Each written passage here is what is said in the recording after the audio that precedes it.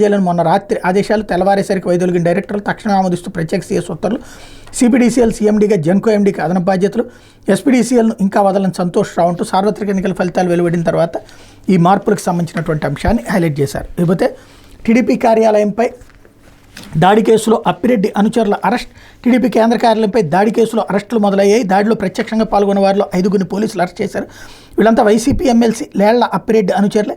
ఈ దాడికి సూత్రధారులుగా భావిస్తున్న లేళ్ల అప్పిరెడ్డి మాజీ ఎంపీ నందిగం సురేష్, దేవినేని అవినాష్ను అరెస్ట్ చేసే అవకాశం ఉన్నట్టు పోలీసు వర్గాలు చెప్తున్నాయి అన్నటువంటి వార్తని హైలైట్ చేశారు. లేకపోతే ఢిల్లీ వచ్చేస్తా ప్లీజ్ అంటూ విజయకుమార్ రెడ్డి పాటలు రాష్ట్రం అనుమతిస్తేనే అవకాశం. ఐఎన్పిఆర్ కమిషనర్గా వైసీపీ హయాంలో సోషల్ డిజిటల్ జగన్ మీడియాకు 100 కోట్లు టీడీపీ ప్రభుత్వం చర్యలు తీసుకోకముందే జారుకునే యత్నం అన్నటువంటి వార్తని హైలైట్ చేశారు.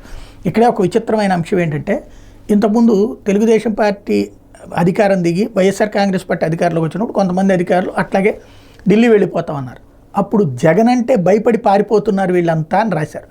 ఇప్పుడేమో చంద్రబాబు అంటే భయపడి పారిపోతున్నారు అంటలేదు, చంద్రబాబు అంటే భయపడి వణుకుతున్నారు అని రాస్తున్నారు. అది మనకున్నటువంటి అంటే ఒకే వార్తని ఎలా కావాలంటే అట్లా వక్రీకరించుకోవచ్చు అన్నటువంటి కాన్సెప్ట్కి సంబంధించినటువంటి అంశం. ఇది దినపత్రికలు వచ్చిన వార్త.